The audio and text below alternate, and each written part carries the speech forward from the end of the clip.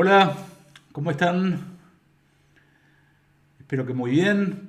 Presiento que tienen ganas de escuchar algunas apreciaciones sobre un libro sensacional que es el de la economía long tail.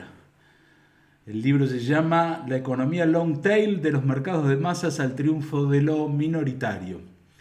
En Estados Unidos salió en el año 2006 y la versión española en el 2007. El autor es Chris Anderson, un físico que era director de la revista Wired. Así que el libro tiene el vértigo y la penetración y el entusiasmo y la aceleración de un periodista, y continuamente está planteando una serie de cosas interesantes.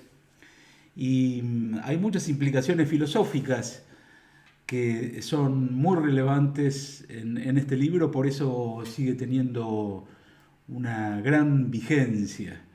Por ejemplo, la idea de revolución de lo minoritario en filosofía puede tener conexiones muy interesantes con Deleuze y con Guattari, que continuamente ellos hablan de los devenires minoritarios y lo distinguen de los patrones mayoritarios. Los patrones mayoritarios no tienen que ver con mayorías en términos cuantitativos, sino que tiene que ver con el hecho de que en el campo pertinente que uno está evaluando o estudiando está operando un patrón, un modelo. Entonces uno de los patrones típicos es el del adulto occidental, varón, etcétera, etcétera, que podría estar operando o que estuvo operando durante mucho tiempo en la civilización occidental.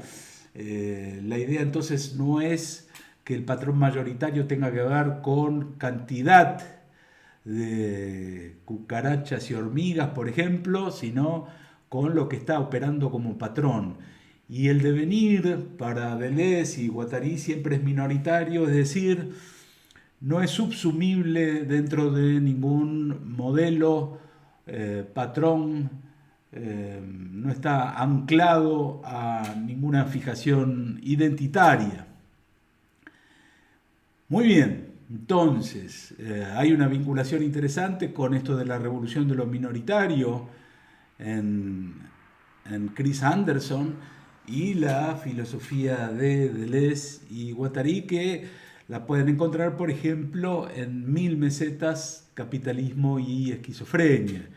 Y en el primer capítulo incluso, Deleuze y Guattari sostienen que el verbo ser es la tara de Occidente. El verbo ser es la tara de Occidente. Y ellos proponen pensar en términos de disyunciones inclusivas. Y el operador I podría ser una de las maneras de desterritorializar ese verbo ser y sus taras. Es decir, pensar en términos de experimentación, esto y lo otro y lo otro y lo otro, en vez de pensar en términos de esto o lo otro, o bien esto es esto. Entonces, fíjense que en la página, ya les digo, en la página 235, este hombre, Chris Anderson, instala un subtítulo que dice de la cultura O a la cultura I. Entonces, ahí hay una relación interesante. La cultura O sería esto o lo otro, serían disyunciones exclusivas. Entonces él está a favor también, como Deleuze y Guattari, de un modo de pensar y un tipo de economía en el que tenga preeminencia el esto y lo otro, y lo otro, y lo otro, y no tanto una cuestión de disyunciones exclusivas en términos de esto o lo otro. Y lo otro que estábamos hablando era justamente que Chris Anderson plantea una revolución de lo minoritario. Y la revolución de lo minoritario tiene que ver con el hecho de que las nuevas tecnologías permiten que un montón de cosas que antes estaban frenadas por los patrones mayoritarios de la economía industrial o la economía predigital o la economía pre-long tail, ahora puedan estar desplegados y que proliferen economías de nichos, por ejemplo, los términos de él, con muchos más grados de especificidad y especificación. Entonces, las nuevas tecnologías permitirían, en este respecto del que estamos hablando, eludir la tiranía de lo geográfico, eludir la tiranía de las distancias, eludir la tiranía de los patrones mayoritarios. Recuerdo que había un libro de Cairncross que se llamaba La muerte de la distancia, un libro excepcional y que es convergente con lo que venimos charlando. Entonces, en las descripciones de este libro continuamente verán planteado la imagen de un dinosaurio y entonces en un gráfico de coordenadas tienen ahí el dinosaurio verde y el patrón mayoritario tiene que ver con el lado de la gráfica en el que está la cabeza y el cuello. Entonces, eso lo que está queriendo decir es que, por ejemplo, respecto de ventas, había pocos o hay pocos en esa gráfica, hay pocos vendedores, pero venden millonadas. Y en la medida que estemos pasando al cuerpo del dinosaurio y a la cola se vuelve asintótica al eje horizontal y está denotando la idea de que hay pluralidad, hay millones de vendedores que no venden tanto, pero que son un montón. Muy bien, ejemplos. Si en los años 60, 70, 80 vos tenías, o actualmente, un local que vendiera long plays, y el local tuyo tiene 50 metros cuadrados, la cantidad de discos que podés almacenar está limitada por la cantidad de metros. Entonces vos no podés tener disco de cualquier cosa. Y entonces en los años 60, 70, el tipo que vendía discos tendría discos de Sandro, de Palito Ortega, de los Beatles, de Domenico Modugno, de Who, de Rolling Stones, en fin. Y no demasiado, y no infinito, porque físicamente esos bienes no entraban en su local. Ahora, las nuevas tecnologías lo que permiten es que uno pueda mandar la música a YouTube, a otros canales de distribución, a Amazon, etcétera, etcétera, y ellos te lo receptan, quién sabe, sin costo. Hay páginas, sitios que receptan música sin costo, y el costo de receptar esa información se acerca a cero. El costo marginal de receptar información es casi cero, y eso permite que cualquiera pueda enviar música o libros a estos sitios y que no le cobren nada y que uno funja como autor, como creador, como artista. Cosa que no puede ocurrir en una economía pre-long tail o en una economía pre-digital, porque ahí tenés que pasar por intermediarios. Por ejemplo, los intermediarios de la industria discográfica que dicen, le dan luz verde a determinadas bandas y no a otras. En el caso de los libros, la intermediación pasaba por la autoridad de la editorial. Entonces, si alguien no tenía expectativas, ellos no tenían expectativas de que un autor vendiera más de 3.000 libros, entonces no le publicaban el libro. Ahora, en la actualidad, si uno quiere publicar un libro, en 1 hora, 2 horas aprende cómo funciona Amazon y le mandás el libro y ya podés de alguna manera estar plantado en el planeta globalmente y tu libro se venderá como ebook y no tenés que pasar por ninguna autoridad. Es decir, Amazon no va a seleccionar la calidad del libro. Desde luego que hay ciertos parámetros que hay que observar, pero no es que estén cuestionando la valía del libro o estén evaluando si se va a vender o no se va a vender, etcétera, etcétera. Chris Anderson ahí tiene una distinción interesante, muy interesante, que es que en la economía long tail no hay prefiltros, es decir, nadie te va a desautorizar como productor, como vendedor. Claro que estamos hablando de bienes intensivos en información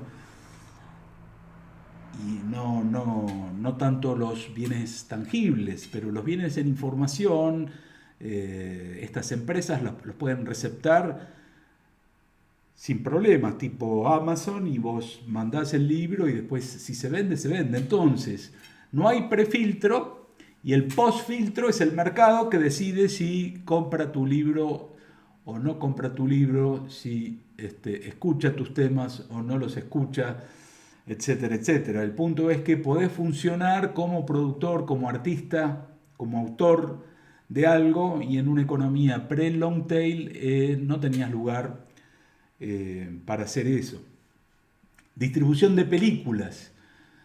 Supongan que en Estados Unidos, en las diversas localidades, podrías conseguir 1.500 personas, 2.000 personas por sala por periodo. O sea, no sé, por semana. El punto es que si ellos habían puesto un umbral de 3.000 personas, esa película no se distribuye. El punto es que, quién sabe, en Estados Unidos hay millones de personas que gustarían de ver de ver esa película. Ahora, como están sometidas a la tiranía de lo tangible, entonces esa película no sería distribuida en la era pre-long tail, pero sí puede tener lugar en la economía long tail, de la larga cola. Y los consumidores, usuarios, ¿qué hacen? Y muchos lo que hacemos es ir a la página de Internet Movie Database y ahí vemos las calificaciones que en una de esas le otorgan 200.000 personas y en función de eso elegimos películas. El hecho es que uno puede elegir películas y series que en otro contexto no hubieran tenido lugar. Casos famosos de gente que se hizo famosa por sus temas musicales en YouTube y en la actualidad son estrellas importantes, etcétera, etcétera. Eso es un lugar común, pero que puede acontecer por el hecho de que no hay intermediarios que operen como autoridad y uno en cierto modo puede relacionarse más directamente con el consumidor, con el cliente, con el usuario. Así que este libro es un libro sensacional y puede tener relaciones importantes con las filosofías más complejas y penetrantes, sea por ejemplo la de Deleuze y Guattari. Y entonces ahí les mostré las rúbricas en las que podría haber cierta convergencia. Por ejemplo, en el tema de lo minoritario, creo que la filosofía de Deleuze debería admitir el hecho de que está bien argumentada la economía long tail en el sentido de que permite que minorías accedan al consumo de ciertos bienes que en una economía pre-long tail no hubieran tenido lugar.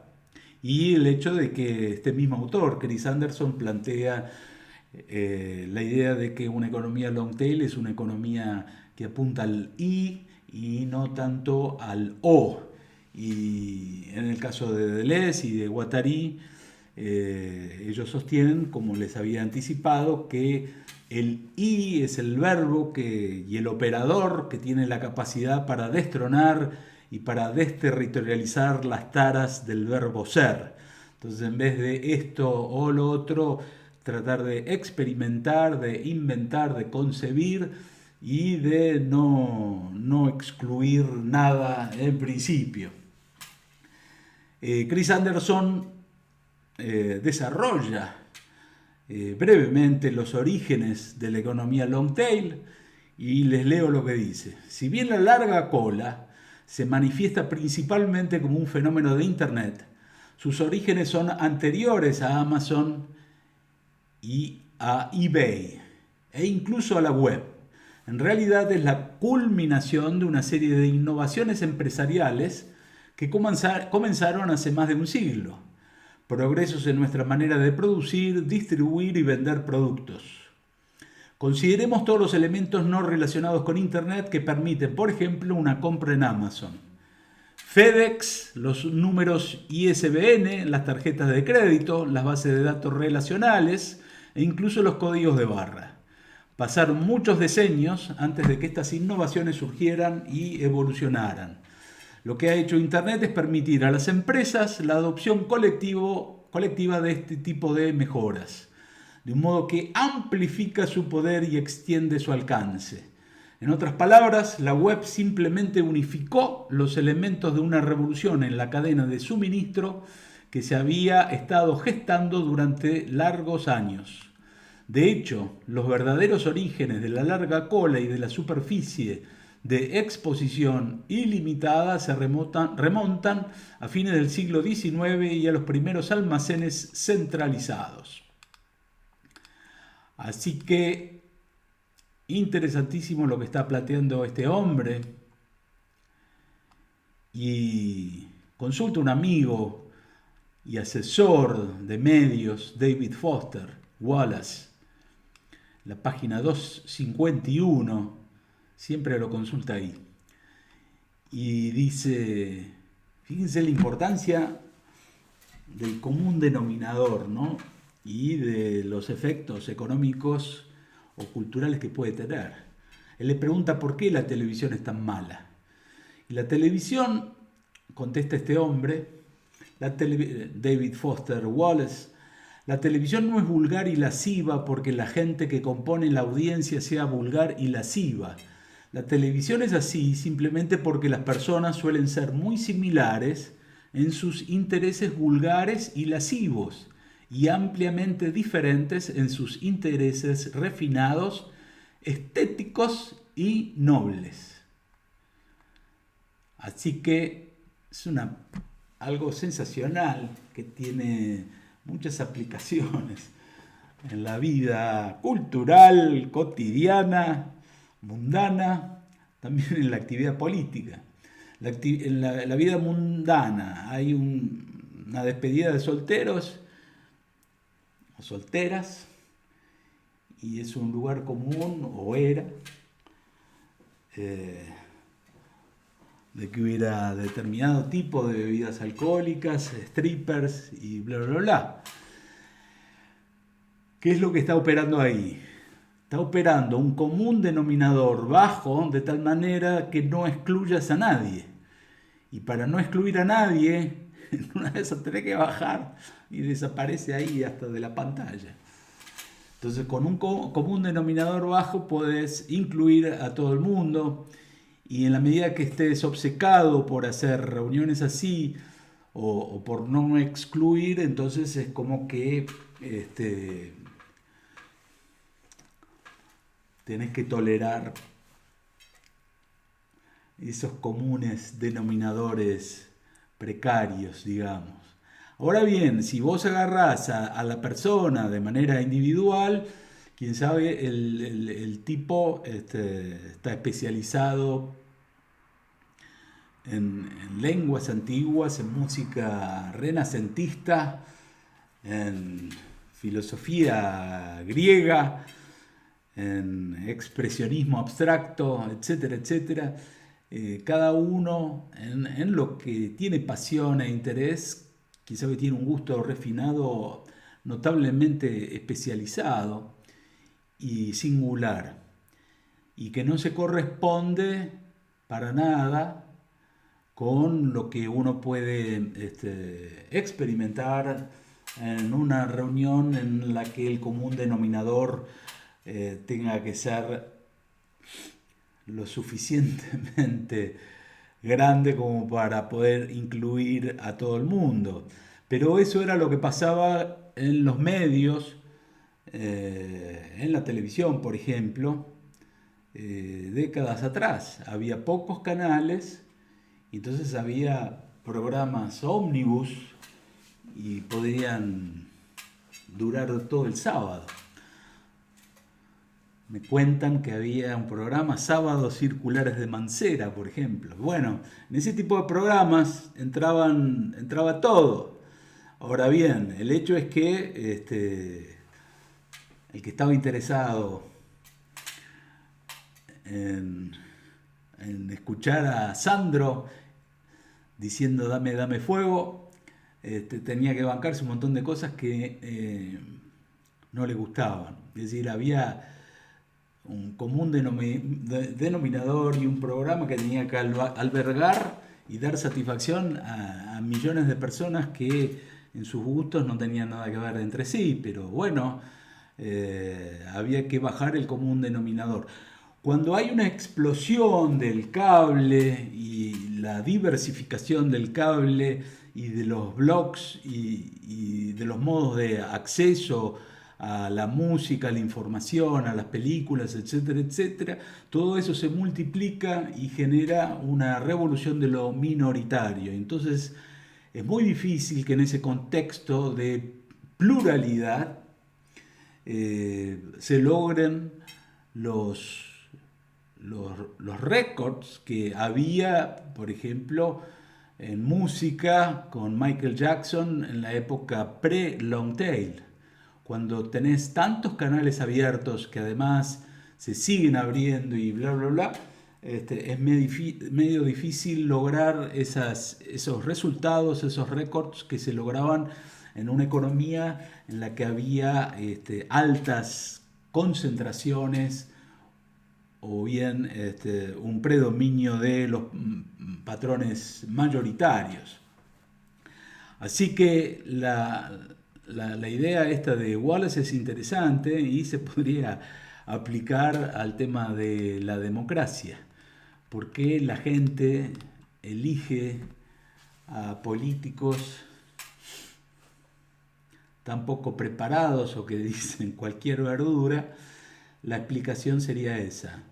Si el voto vale por unidad, el político usufructúa de esos bajos denominadores comunes. Entonces, este hombre, Anderson, lo que plantea es que hay una especie de despliegue de economía de nichos caracterizada por una progresiva y continua especificación y especificidad. Es como que si vos tenés una determinada especie, derecho penal, le encontrás subespecies, derecho penal alemán, y una subespecie de ese nicho podría ser derecho penal alemán en el siglo XX y así sucesivamente. Es correcto lo que plantea Chris Anderson y es importante. Ahora bien, el criterio de especificación de alguna manera es tributario del modo de pensar de Aristóteles, que pensaba en términos de género y especie y de un proceso progresivo de especificación en el que para diferenciar más las especies encontrabas subespecies y encontrabas diferencias hasta que finalmente no podías predicar más diferencias, entonces eso él lo llamaba especie última. El punto es que la especie última siempre remitía a una especie más grande o a un modelo más grande y finalmente a un género que albergaba todo. Entonces es como que la idea de diferencia específica en Aristóteles siempre está subsumida a un modelo, a un género, a un patrón que lo envuelve, que lo subsume. Entonces es importante entender que la economía long tail no solamente involucra mayor especificidad, sino que importa el hecho de mayores singularidades. Y lo singular tiene que ver con aquello que no tiene antecedente, con todo aquello que no puede ser subsumido dentro de un patrón mayor o de un género o de una especie mayor. La singularidad entonces es algo excepcional. En una de esas cabría llamarlo lo anormal. Lo anormal es aquello que no es normal ni anormal. No es predicable a ningún estado de cosas antecedente o modelo que esté oficiando como patrón.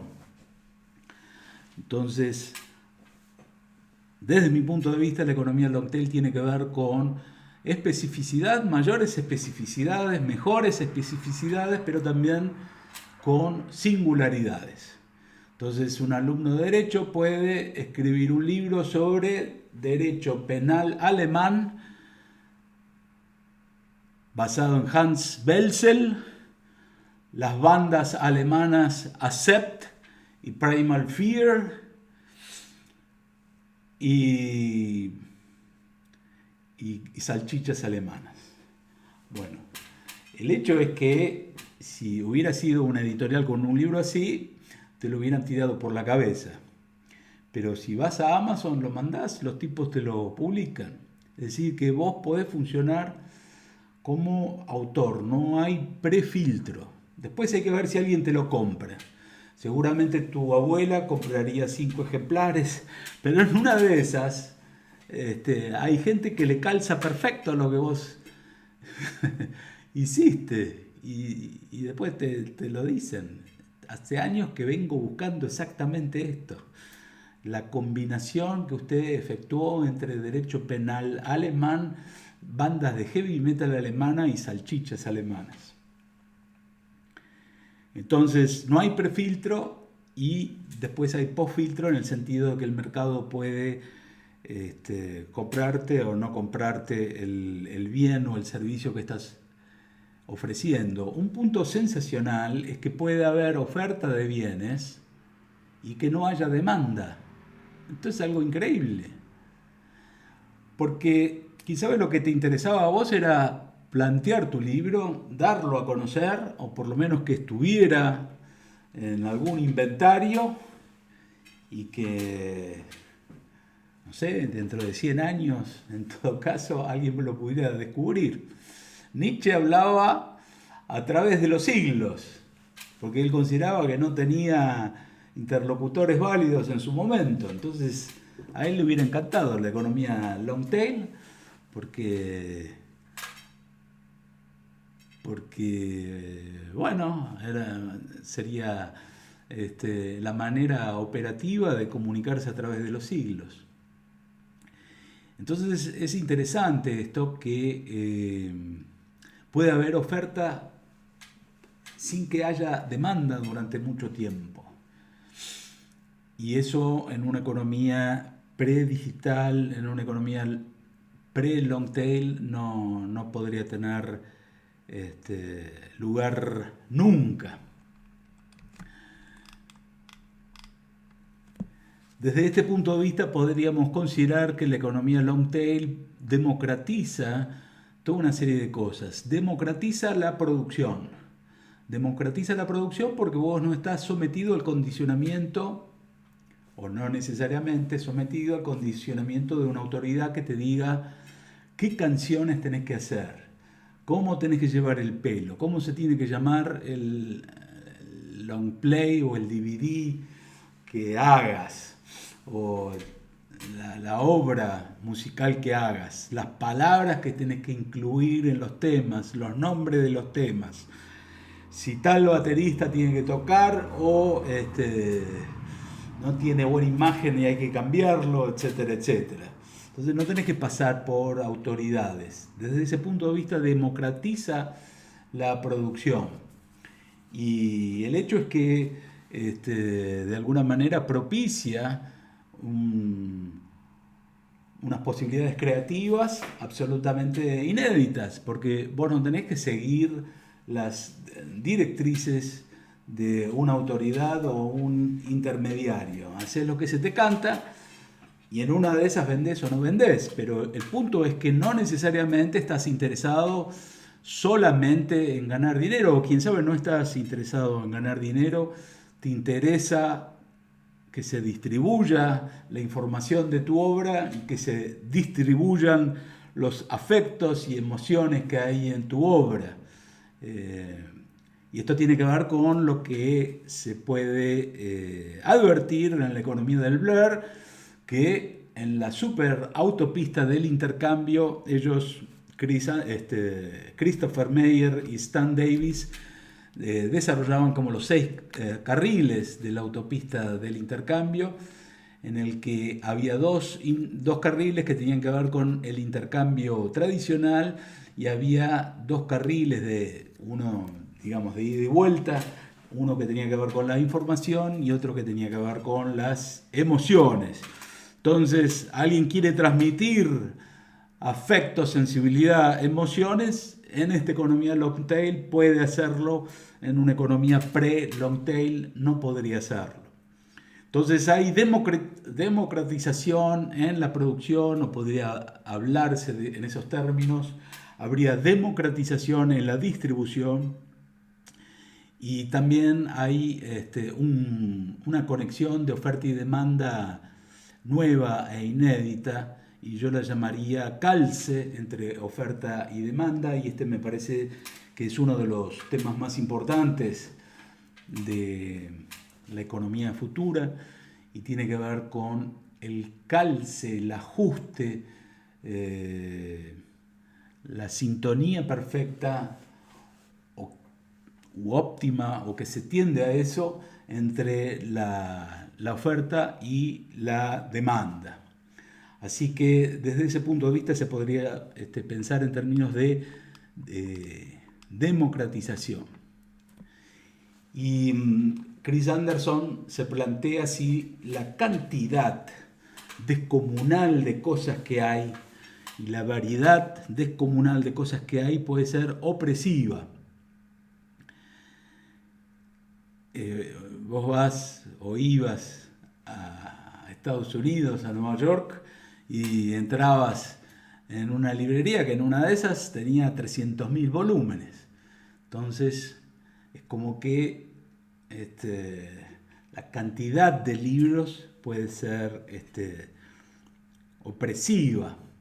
Dice que eso se puede solucionar con palabras adecuadas que eliminen millones de libros. Entonces vos ponés a través, en este caso, de filtros, pero en otro sentido, el que veníamos hablando antes, filtros de palabras adecuadas que te permiten llegar exactamente al libro que vos querías. Si vos ponés 5 palabras técnicas precisas, eliminás millones de libros y llegás justamente al tema o al libro que estabas buscando. Por lo menos has reducido tu búsqueda de manera notable y después la vas perfeccionando.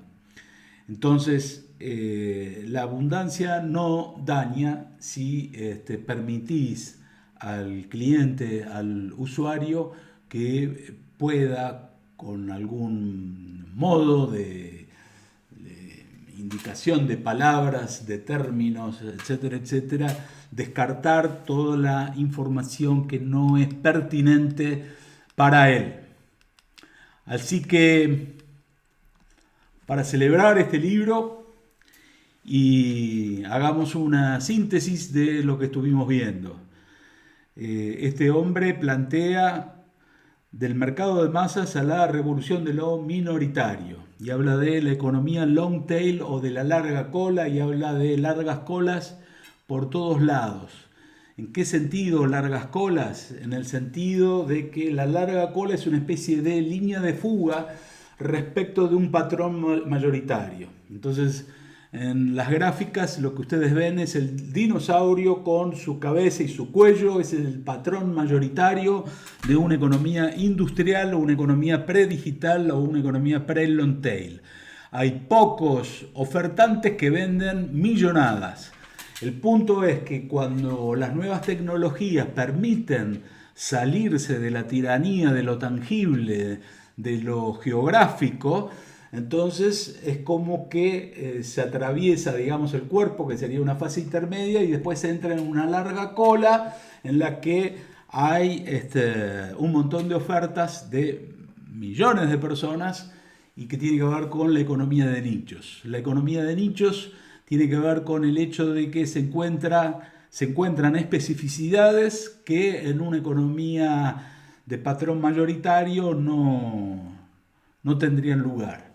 Y además de la economía de nichos y de la especificidad, a mí me parece importante recalcar la idea de que la economía long tail también es una economía de singularidades, esto es, de cosas que no tienen ningún antecedente o que no son subsumibles en ningún modelo, género o patrón previo.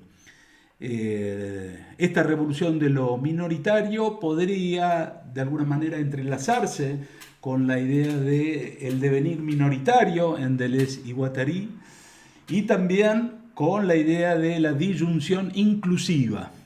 Entonces en Deleuze y Guattari ellos decían que el operador I tenía la fuerza necesaria para poder salirse de la tara del verbo ser. Entonces, en vez de pensar en términos de esto o lo otro, hay que pensar y experimentar y esto y lo otro y justamente es lo que dice Chris Anderson, de que hay que salirse del o y pensar en términos del i. Y otra de las cosas importantes que habíamos mencionado es que se podría apuntar que hay una mejora democrática, una democratización en la producción, en la distribución y en la conexión de la oferta y la demanda. Esto es, hay posibilidades de calce mucho más ajustado y armónico que en una economía pre-long tail. Y bajo este tipo de respecto, este calce de alguna manera incita a producciones artísticas y creativas liberadas de los mandamientos de las autoridades y de los intermediarios. Y entonces uno puede pensar creativamente una serie de cosas y después, y nadie va a operar como un prefiltro negando esa obra artística. Después, ¿habrá mercado o no habrá mercado para ese tipo de producto? Pero el hecho es que puede haber oferta durante mucho tiempo que no tenga demanda.